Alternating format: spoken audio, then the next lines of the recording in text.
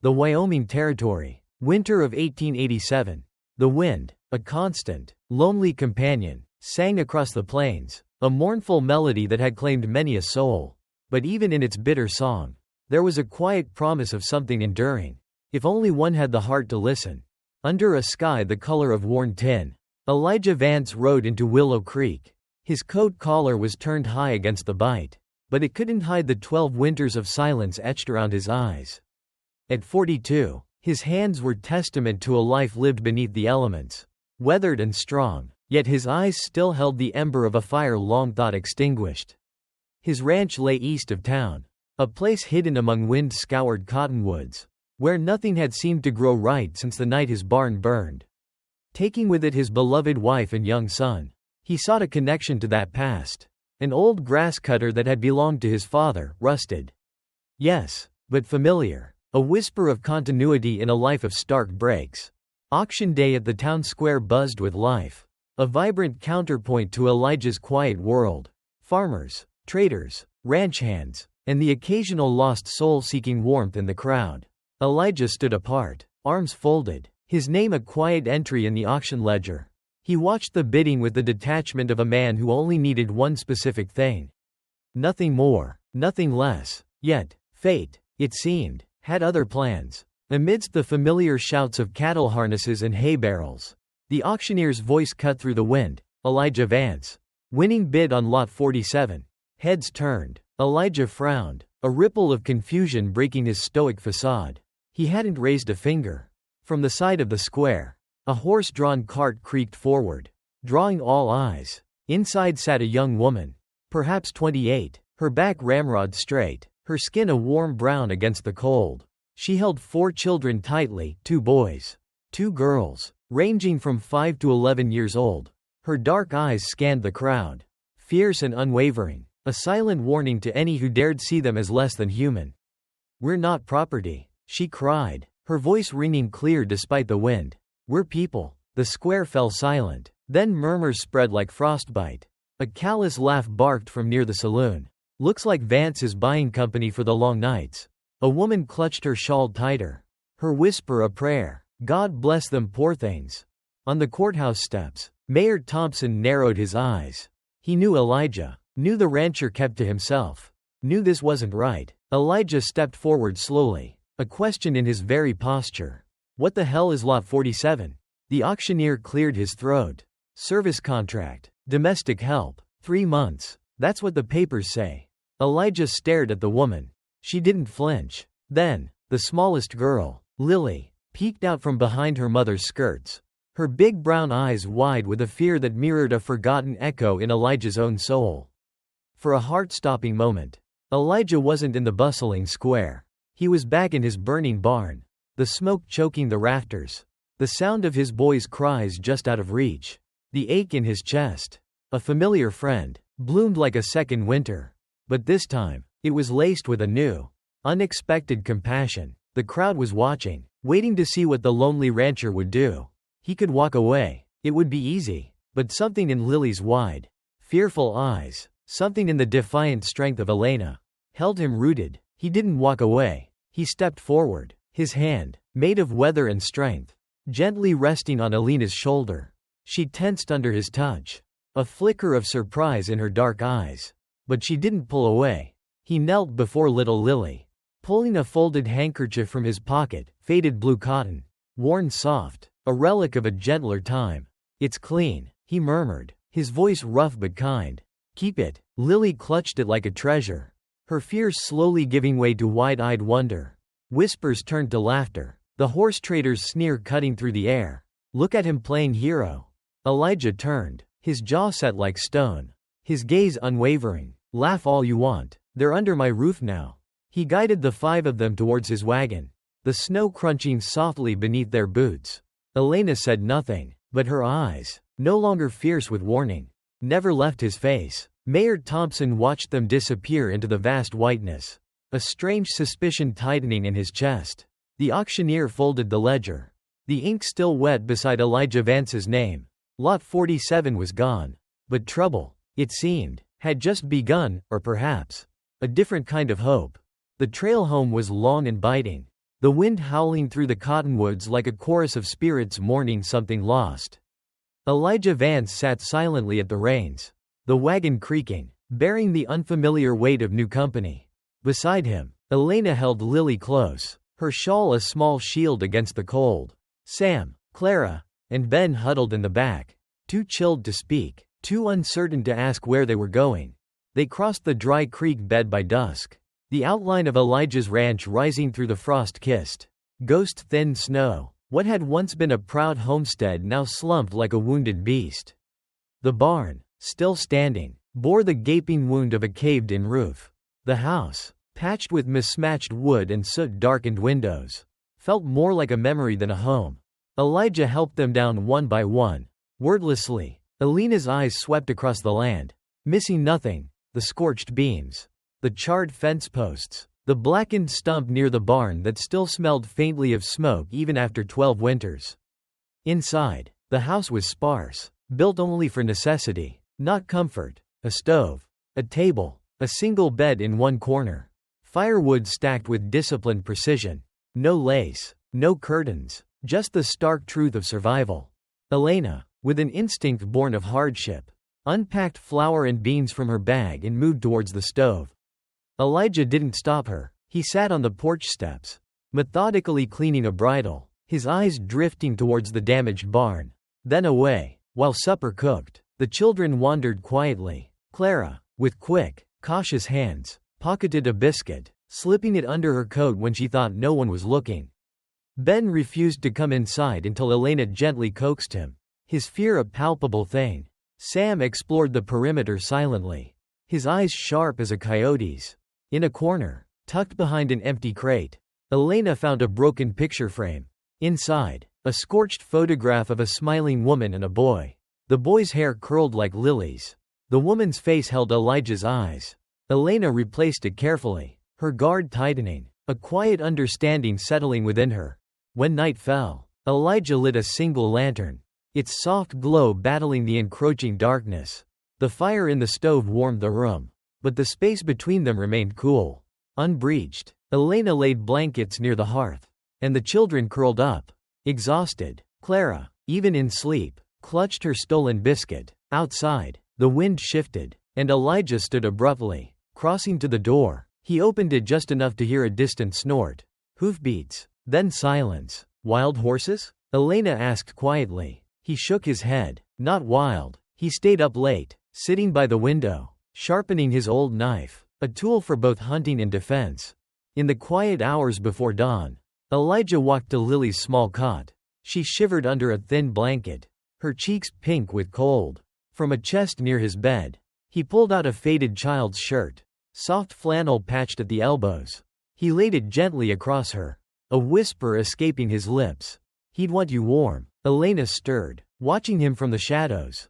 She said nothing, but her eyes lingered longer than before. A glimmer of something new, something akin to hope, replacing suspicion. Morning came, gray and cold. Elijah made coffee strong enough to melt a nail. Elena handed out breakfast in silence. Afterward, as Elijah cleared the table, something caught his eye: a small, perfectly square piece of bread, untouched, not forgotten, sitting alone on the wooden surface. He looked at Clara. She looked away, her little hands gripping the hem of her coat. It wasn't an accident. It was an offering, a quiet apology from a girl who stole because hunger had taught her not to trust. Elijah didn't speak. He simply sat down, bread in hand, and stared at the window where the snow kissed the sill, a warmth spreading through him that had nothing to do with the stove. Later that morning, he brought the children outside. "This here's a fence post," he said, handing Sam a hammer. "It holds the land in place." To Ben, he gave a water bucket. To Clara, a loaf of dough and a space beside the stove, recognizing her hidden strength. To Lily, a brush for the old mule, a small task that fostered connection. He did not smile with his mouth, but something deep inside him, something buried with a boy 12 years ago, stirred to life. They were not his blood, but they were breathing, alive, and maybe, just maybe, that was enough, more than enough. The snow melted slowly, revealing patches of dry earth, like old scars resurfacing after winter's long silence. Life at the ranch settled into a rhythm. though no one dared call it peace just yet. Each day began before light. Elijah chopped wood, Elena stoked the stove, and the children, still weary but growing stronger, learned the quiet steps of survival, one task at a time. Sam, preferring shadows, often watched from the fence line, a silent observer. Clara moved like a cat, quick hands and quicker glances. Ben still flinched when Elijah came near, but Elijah never raised his voice or his hand, patience becoming his quiet language. Lily sang soft, bright tunes in Spanish and broken English, little notes floating over the prairie winds, as if they had somewhere better to be, carrying a thread of pure joy. One evening, as the wind pushed at the shutters and the fire hissed low, Elena sat beside Elijah after the children had fallen asleep. She held a tin cup of tea, her eyes distant, her voice soft but steady. "I was engaged once," she began, "to a Union soldier. He died at Gettysburg. I waited years before someone told me." Elijah said nothing, just listened, a quiet strength that invited trust. "I found those children in an abandoned work camp near the border." She continued, "No names, no families, just scars. I could not walk away." Elijah looked at her for a long time, then nodded once. Not approval, not pity, but profound understanding, a bond forged in shared hardship and a refusal to abandon the vulnerable. He took the children out riding 2 days later. One by one, the Wyoming wind bit through coats and skin, but the horses needed movement, and so did the souls in that house, stretching beyond their past confinements. Sam rode steady and still, as if born on a saddle, a natural ease that spoke of inner strength. Clara shrieked when the horse trotted, then laughed louder, a joyful sound that filled the quiet prairie. Ben clung to the reins so tight his knuckles turned white, but Elijah never let go of the lead rope, a silent promise of safety. And Lily, she stood on the saddle while the horse walked, arms out like wings, a vision of pure, unadulterated freedom. That night, wolves howled near the ridge. Elijah stood guard with his rifle. Elena stood beside him with a kitchen knife, her courage matching his own. "They always come this close?" she asked, her voice steady. "Only when they smell change," he replied, a hint of something unburdened in his tone. The next afternoon, an old rider came up the hill. "Jake?" Elijah muttered, lowering his saw, a flicker of recognition in his eyes. Jake dismounted slowly, his mustache white with age and weather. He looked past Elijah at the children chopping carrots by the porch. Their simple industry a striking image. "You got yourself a crowd," Jake said, a hint of curiosity in his voice. Elijah didn't answer. Jake looked at Elena, then back at Elijah. "Folks in town are saying things. That you took in someone else's mess. A Mexican widow and some strays." Elijah's jaw tensed. "They've got names. You just never asked." Jake grunted. "You always were stubborn. Just don't bring trouble to your doorstep." When Jake rode off, Elena didn't speak, but Elijah saw the way she folded her hands tighter, waiting for blame. He didn't give it. There was only acceptance in his gaze, a love that transcended judgment.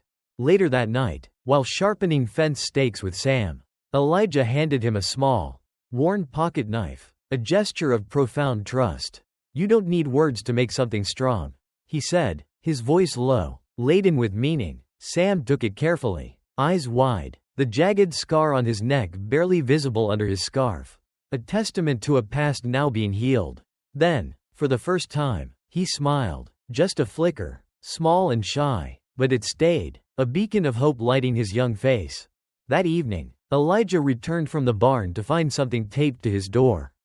A piece of paper, rough-edged, drawn with crayons. It showed a man with dark hair and a gray coat standing next to a crooked barn. Around him, 5 smaller figures, one holding a brush, one holding a loaf, one with a stick, one laughing, and one silent. Above it, in shaky handwriting, were 2 simple, powerful words: "Our house."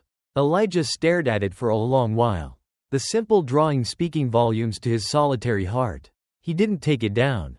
Inside, Sam sat beside the fire, carving a piece of wood with the pocket knife, a quiet act of purpose. Clara offered him half her biscuit, a gesture born of generosity, not hunger. Ben leaned against Elena's side, no longer flinching, a testament to growing trust.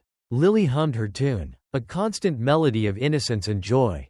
And Elijah, a man of few words, fewer hopes, and more regrets than he'd ever admit, stood at the threshold of something he didn't know how to name. But maybe, just maybe, this time, he would stay. This time, he would build, not just a ranch, but a home, forged from ash and sustained by love. Spring crept in quietly that year. The snow thinned, revealing patches of wild grass, brittle and gray, but promising new life. The barn no longer smoked in Elijah's memory, now it stood rebuilt. A symbol of resilience, if not yet complete. The children tended goats with a newfound ease. Elena baked cornbread, the scent of warmth filling the once empty house. Life, in its fragile form, was taking root again, blossoming with quiet hope, until the day Mayor Thompson came. Mayor Thompson arrived on horseback, flanked by 2 deputies with polished boots and dustless coats, their formal presence pulling the very wind still. Elijah stepped off the porch before they could dismount. "You rebuilding an orphanage, Vance?" Thompson asked, his eyes scanning the porch where Lily peeked around the doorframe. "I'm rebuilding my land," Elijah said flatly, his voice unwavering. Thompson smirked. "Town says you're housing unregistered dependents. No papers, no rights to stay. They're not livestock," Elijah replied, his voice a low growl. "Law don't care if they're pigs or angels. No papers is no papers." Elena stepped out beside Elijah, her shoulders squared, her stance resolute. "If we leave, will you leave him be?" Elijah's jaw clenched. "No one's leaving." Thompson dismounted, pulling a scroll from his satchel. "You've got 30 days before this land, if it harbors fugitives, can be reclaimed by the territory." He handed the notice to Elijah. Then, with a smug nod, mounted again. "Maybe you're too soft to bury your ghosts, Vance. Just remember, Silas Blackwood doesn't forget what he pays for." That name chilled the air more than the wind, a shadow falling over their newfound hope. That night, as the house slept, Elijah walked the perimeter with his rifle. The stars were sharp and cold.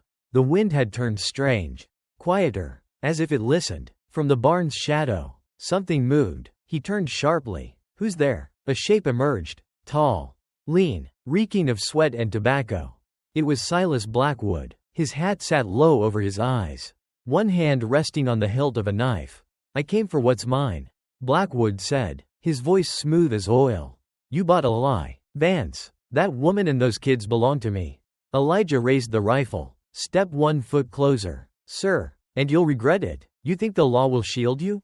Blackwood laughed. "This land is lonely. Accidents happen." From the porch, Elena's voice cut through the dark, strong and clear. "Then maybe you should be the one to fall first." Blackwood turned. She stood holding a lantern, its light casting her shadow like a giant, a beacon of defiance. In her other hand, she gripped a pot of boiling water from the stove. "She took my blade," Blackwood growled, realizing too late the glint of his own knife in her belt. "Walk away," she said, her voice steady and unwavering, "or this water finds your face." There was a pause. Blackwood stepped forward anyway. Elijah fired a warning shot inches from his boot. Blackwood flinched. "You got guts. Fine, but guts don't stop bullets." Then, as he lunged, Elena hurled the boiling water, not at him, but at the dirt, blinding him in a cloud of hot steam. Elijah swung the rifle stock hard. Blackwood stumbled, a gash blooming across his brow. Blood met dust. "You'll regret this," Blackwood hissed, backing away, eyes wild. "You don't get to win. You already lost," Elena said, her eyes blazing with triumphant love. "We're not yours. We never were." He vanished into the trees. Elijah stood breathless, the barrel of his rifle trembling slightly. Elena stepped to his side, placing the knife back in his hand. "Next time," she said, a small smile touching her lips. "You'll let me have first swing." He looked at her, his eyes full of gratitude, full of awe, full of a love that had defied the odds. Later that night, in silence, Elijah retrieved a tin box buried beneath the crescent moonstone on Cherokee ground. Inside was an original deed, signed before state lines had meaning, when the land answered only to honor. 3 days later, in a courtroom lit by morning sun, Elijah laid down the deed. "If the law can't make room for what's right," he told the judge, his voice clear and firm, "it's no law at all." And this time, Elena stood behind him, not as someone who needed protection, but as someone who had already proven she could fight to protect him. 3 days later, Elijah stood in the courthouse, hat in hand, the old Cherokee deed resting on the clerk's desk like a quiet weapon. The judge, a stern man with weary eyes, examined the yellowed paper, tracing the federal stamp and ancestral signature. "This land's protected," the judge said, his voice low and conclusive. "Pre-territorial rights cannot be reclaimed without a full hearing." Elijah nodded. "And my family stays. All of them." Silas Blackwood burst into the chamber moments later, bandaged and fuming. But behind him, 2 marshals stepped in, one carrying a warrant for trafficking minors under false contracts. The lead marshal said, "And assault." Blackwood lunged. The marshals didn't flinch. Steel met wrist. He hit the floor in chains. Outside, Elena stood with the children, their faces etched with quiet hope. When Elijah stepped out, she met him with tired eyes and a question unspoken. He nodded once. "It's done." In that moment, beneath the vast Wyoming sun, justice felt like breath after drowning. Not loud, not grand, but deeply earned, a triumph of love and perseverance. Weeks passed after the courthouse ruling, but the air around the Vance Ranch remained thick with a lingering tension. As if justice had only borrowed time, summer tiptoed in, slow then fast, heating the soil, drying the streams, and bringing with it a silence too still to trust. Then one morning, Elijah stepped outside and looked up. The first signs came with the color of the sky, yellow, gray, and angry, like the land itself was bracing to breathe dust. Elijah knew what was coming. He had lived through 2 sandstorms in his lifetime. The third would not show mercy just because he had something to lose now. He had everything to lose. He moved fast, pulling the animals into the lower barn, shuttering the house windows, double-checking every latch and rope. Elena gathered the children, shoving blankets beneath the door cracks, boiling water in case someone choked on dust. Her movements swift and determined. The wind rose like a freight train, and the prairie disappeared in a blur of grit and thunder. Then came the roar. It slammed the ranch like a fist. Boards creaked, nails screamed, the air outside turned to stone and sand. And somewhere in the chaos, the cattle broke loose. Elijah ran before anyone could stop him. He vanished into the storm with a rope, a lantern, and the fierce resolve of a man who knew loss too well to let it happen again. Driven by a love stronger than any fear. It took 40 minutes before he came back. He stumbled through the front door, blood at his temple, his shirt ripped across the back. The lantern was gone. The rope had burned his hands raw.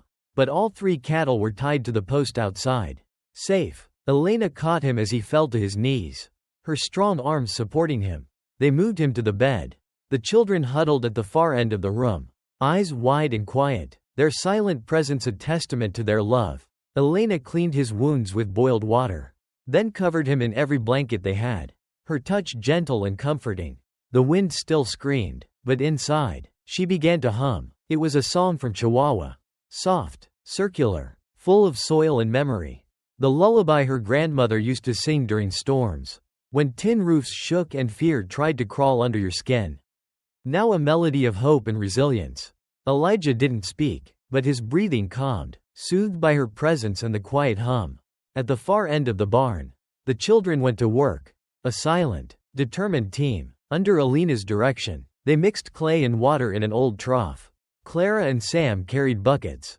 Lily held the nails, her tiny fingers surprisingly steady. And Ben, the boy who had never touched Elijah without flinching, pressed mud against the barn wall with small, determined hands, a profound act of trust and belonging. By midnight, the wind began to fade, its fury spent. Morning broke through cracks in the shutters, pale and thin, a quiet promise of a new day. Elena was still beside the bed, half asleep, her fingers wrapped around Elijah's, a silent anchor. He opened his eyes slowly, saw her face, the children, smelled the faint scent of lime and smoke. For a second, he forgot the pain, lost in the overwhelming presence of his new family. "I made something for you," he said hoarsely, his voice raspy from the dust. She blinked. "What?" He reached beneath the pillow. In his calloused palm was a small coin, worn smooth, the kind you kept because it had been someone else's first. "It was my boy's. His first tooth came loose." He put it under his bed. Never cared for fairy tales, but he believed in trade. Elena held the coin delicately. A precious offering. He'd want you to have this. Elijah whispered, his voice filled with a lifetime of unspoken love. She did not speak, just closed her hand around it and held it to her chest. It weighed less than anything she'd carried, but felt heavier than hope. A tangible piece of the past that now forged their future. The next morning, the ranch smelled like mud and firewood. The scent of survival and home. Clara passed out bread, her quiet generosity a testament to her changed heart. Sam helped stack buckets, his movements sure and strong. Ben leaned against the doorframe like he belonged there. His fear finally gone. Lily, her cheeks smudged with dust, climbed onto the bed and looked Elijah square in the eyes. "Pa," she said. The word hung in the air. A chime of pure, unadulterated love. Elijah's mouth parted, stunned. No one laughed. No one corrected her. And then, for the first time in 12 years, he smiled. It was crooked, small, almost shy, but it was real. A man carved in grief, now learning how to bend towards something soft, something truly joyful. Elena, watching from the corner, wiped her eyes without turning away, her heart overflowing. Outside, the ranch stood still. Inside, something finally moved, growing, breathing, truly alive. The calm after the storm never felt peaceful, just hollow. For days, Elena moved like a ghost through the house, her steps careful, her smiles practiced. She cooked, cleaned, mended shirts, kissed foreheads, but her eyes kept drifting east toward the line of hills that vanished into New Mexico. Haunted by old fears. Then one morning, Elijah woke to silence. No fire in the stove, no sound of Elena humming. The children still slept, oblivious to the void. On the kitchen table, folded neatly, was a piece of paper.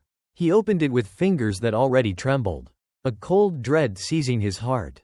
Elijah, the letter read, her beautiful script a painful reminder of her presence. "You gave us safety. You gave me more than any man ever did, with just your silence and your steadiness. But the world does not forget people like me, and it will not forgive you for keeping us. I'd rather be gone than ruin you. Take care of them. They are more than I ever deserved. Thank you for letting me pretend just for a while that I belonged."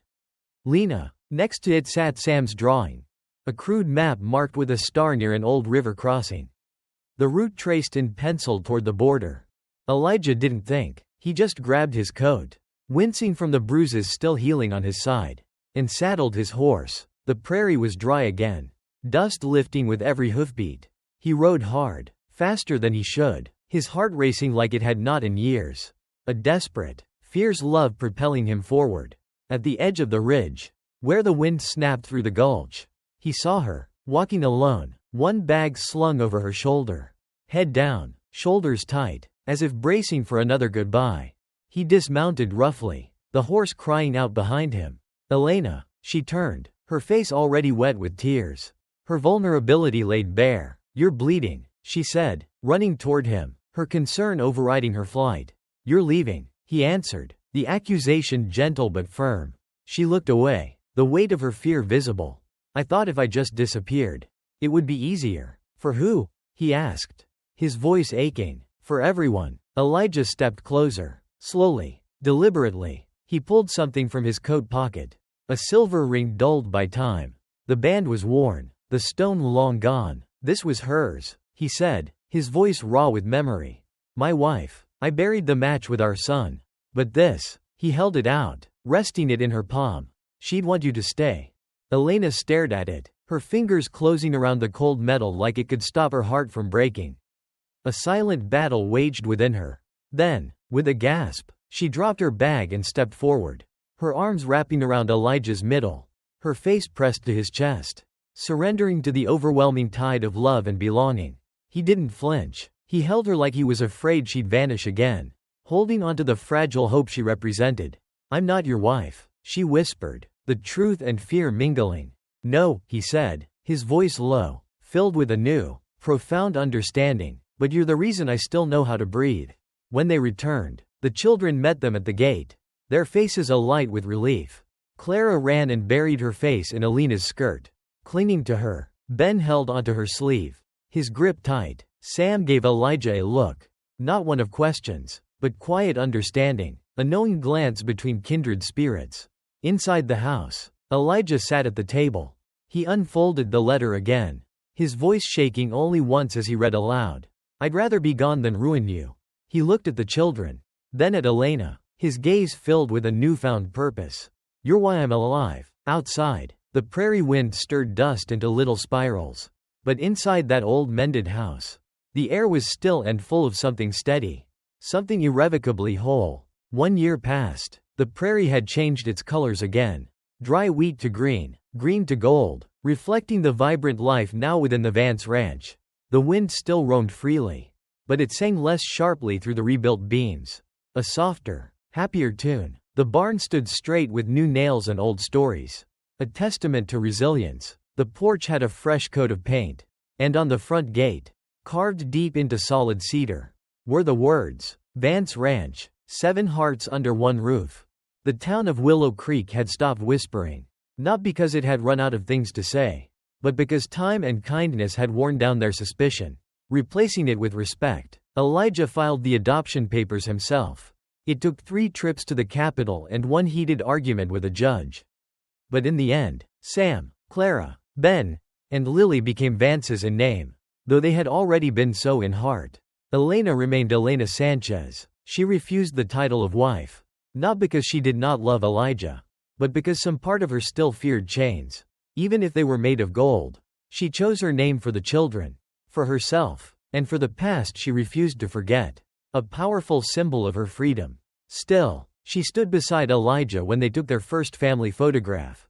The town photographer arranged them in front of the barn, the sun behind the windmill, casting long, hopeful shadows. Sam stood tall beside Elijah, his hand resting on a carved walking stick, a young man of quiet strength. Clara leaned against Elena's arm, her hair braided with red thread, a touch of vibrant joy. Ben held Lily's hand, and Lily grinned with both front teeth missing, a picture of pure happiness. Behind them stood the white mare, still as a statue, a quiet witness to their burgeoning happiness. Elijah didn't smile with his mouth, but his hand brushed Elena's as the shutter clicked. Their fingers touched, quiet, unspoken, and in that silence, a world of love was said. Later that day, Elijah handed Elena a small box. Inside lay a thin leather necklace, worn soft by time. Hanging from it was a charm shaped like a horse's head, carved from river stone. I had it made, he said, his voice soft. She's fast, stubborn, and never lets go of her young. Elena touched the charm. Like me? She asked, a gentle smile playing on her lips. He nodded. You're home now? She said, her voice a soft question, filled with hope and a longing for permanence. She said nothing more, just clasped the necklace around her neck and pulled him close. Not into a kiss, but a quiet lean, like 2 old trees growing beside each other, shaped by the same wind, but now rooted together, inseparable. That evening, Clara walked into town alone. She carried a basket of bread wrapped in clean linen, the same hands that once stole out of hunger, now offered out of memory, out of a full heart. She found the alley behind the tailor's shop where 3 barefoot children sat waiting. This is for you, Clara said, her voice steady and kind. No need to earn it. The children stared, then took the bread, their eyes wide with disbelief and gratitude. The tailor's wife saw it from the window. She told her sister, who told the pastor's wife, who told the mayor's daughter. By sundown, people were no longer whispering. They were remembering kindness, remembering compassion. That night, Elijah sat on the porch, boots off, pipe unlit, watching the quiet landscape. He watched Clara return, empty basket in hand, a new sense of calm and purpose in her steps. She did good, Elena said, stepping beside him, her hand gently resting on his shoulder. They all have, Elijah replied, his voice filled with pride and love. He looked at the ranch, at the crooked windmill, the chickens dusting in the yard, the sound of Sam's wood carving against the fence post, a symphony of their new life. I used to think the fire took everything, he said, his voice reflective. Elena looked out at the dusk, her eyes soft with understanding. It made space, she whispered. He turned to her, his gaze searching. For what? She leaned her head on his shoulder. A silent, powerful answer. For this. And in that simple moment, without ceremony or song, without rings or speeches, their story deepened into something even the prairie wind would carry. A legend of love and hope. 5 years later, The Vance Ranch no longer stood as a lone figure on the prairie.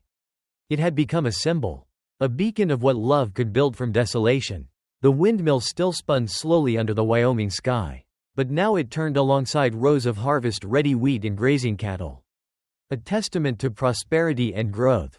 Children's laughter echoed across the pastures, joyful and unburdened. Chickens scattered beneath the porch where Elena strung fresh herbs, their aroma filling the air. And Elijah sanded the handle of a new branding iron, carved with a horse and a heart, symbols of their enduring bond. That summer, Willow Creek hosted its first orphan benefit fair, organized by Elijah and Elena themselves, a true testament to their commitment to community. Booths lined the field behind the church, quilts waved from clotheslines, kids bobbed for apples while fiddles played in the distance. A joyous cacophony. The townsfolk mingled with Cherokee neighbors, sharing bread, beadwork, and stories that once might have been spoken in hushed tones, now shared openly, freely. At the center stage, a boy stepped forward. Sam Vance, now 16, stood with shoulders broad and eyes steady, a picture of quiet confidence. His hair was longer now, tied back in a soft knot like Elijah's once was, a subtle tribute. He held no paper, but his voice was clear, reaching every ear. When I was a child, he said, I didn't speak, not because I couldn't, but because I believed no one would listen. A murmur passed through the crowd, a collective sigh of understanding. My mother, Sam continued, glancing toward Elena, his eyes full of love, saved us when the world threw us away. She carried us through dust and hunger, not with promises, but with her arms. He turned to Elijah, who stood quietly near the shade of a sycamore, his gaze fixed on his son. And my father, he grew love from ash, where fire once took his family. He made space for a new one. We are not blood, but we are bound. The crowd was silent, deeply moved. A woman dabbed her eyes. The mayor lowered his hat. A Cherokee elder placed a hand over his heart, acknowledging the profound truth of Sam's words. Sam stepped down without flourish. He simply walked into the crowd where Clara hugged him tight, and Ben thumped his back proudly. A family united in love. Later that evening, as stars pierced through the summer haze, Elijah and Elena stood in front of the old barn. In their hands, a plank of charred wood salvaged from the original structure burned 12 years ago. They knelt together. Elijah held the carving chisel steady, Elena guiding his hand. Into the blackened oak, they etched a simple, profound truth. Where fire took, love returned. Behind them, the children placed lanterns along the path to the pasture, light spilling across the fields in soft golden pools, illuminating their hopeful future. A small ceremony followed, half Cherokee, half old Mexican blessing, a beautiful blend of cultures and traditions. No clergy, no judge, just neighbors, friends, and those who had once looked on in doubt, now gathered in quiet celebration, their hearts touched by the family's journey.